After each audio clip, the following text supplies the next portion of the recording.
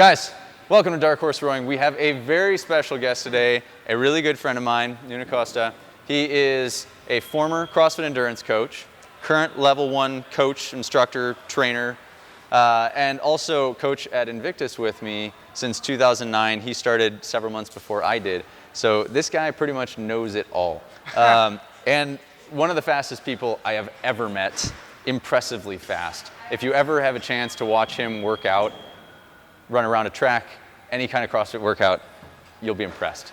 But Nuno is here today, not just to receive compliments, although that is a good start to the video. Thank you. But we actually are just talking a little bit about other uses for rowing, right? Yep. So one of the things that we find with this machine is we get a lot of people that come broken, that come from other sports. Maybe it's just during the winter they can't use their normal sport and use this. So in your experience, he currently coaches track club, yep. right? So he coaches running at the moment.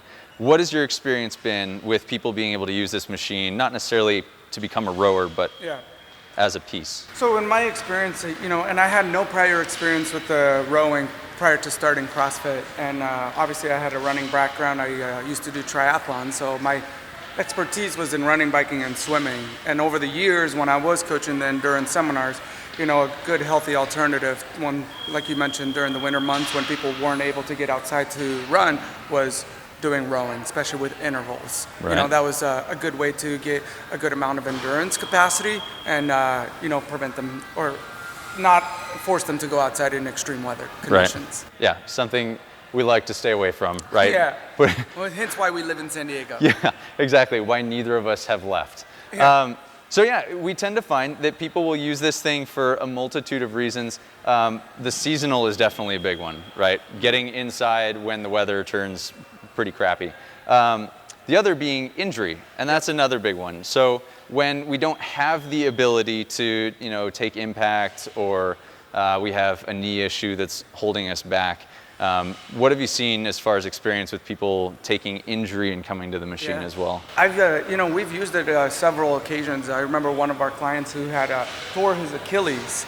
So he was in a boot for a while, yet he was still able to row. Yeah. And then I've seen several people, I think twisted ankles and whatnot, rowing with one leg, and then they put the other foot on a skateboard. On a skateboard, yeah. So that a quick point on that, guys. If you have any single leg issue, knee issue, ankle issue, I cannot suggest enough putting your foot on a skateboard. Sal Mascala tore his Achilles as well. We got him rowing on a skateboard. Yeah. Awesome, right? It's a fantastic way to be able to still work. You can't really do that with running on a treadmill. It's like you can't really run off of one leg on a treadmill. Put your arms on the side and that just would hop be along. Really awful. I wouldn't want anybody to try that. So I'm going to spring a question on you. Let's hear it. Okay. What has been your experience with technique as it comes to rowing, right? The grip it and rip it versus the focusing on like mechanics of the position. Now, I promise I didn't front load this to him. I'm not trying to get a canned response out of him. So I'm genuinely curious, what's been your experience with technique? Well, I wanted to mention two things. One, we've used the rowing, especially like in the earlier years before, like let's say the assault bike came along. That was CJ's preferred method in terms of helping with our conditioning. Yep. So a lot of times when we were conditioning, especially like towards after the Open, during regionals and leading up to games, a lot of rowing, tons and tons of rowing. And coming from somebody who didn't really know how to row before, I had to learn how to row properly, and still like a work in progress.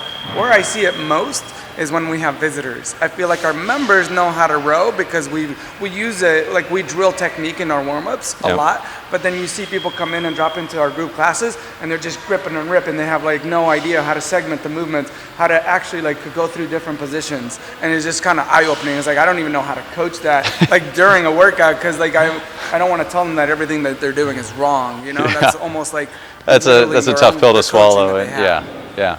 That's a great point. Yeah, super important. Like I just see people wasting a lot of energy. The one thing I usually mention is like, I relate it to swimming. If you're swimming from one side of the pool to the other, you want to take the least amount of strokes. Same thing when you're rowing. Yeah. You want to cover a distance. You want to take the least amount strokes possible and be as efficient as you can be. That is an excellent point. be as efficient as you can be. And something to leapfrog off of that is I've been incredibly proud to be a coach at Invictus, because being able to work with all of you guys, Yeah. I've seen the caliber of rowing at Invictus on the whole, it is exponentially better than in a lot of places. Yeah. And all of you guys have really grasped onto like the technique, even small bits that have been implemented into the group class, and that goes a long ways towards creating much better and more efficient movement. Yeah. Even if it's just small tweaks here and there, sure. right?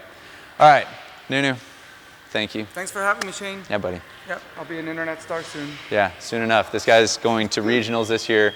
I'm pulling for games. I think it's going to happen. Let's see. We'll see after this weekend. Yes, we will. All right, guys, this is Dark Horse signing off. Make sure that you sign up for our newsletter, The Hustler's Guide to Rowing. Every Tuesday morning, you will get our latest video. This will be one of them. And our latest blog article. See you on the other side. Thanks for tuning in.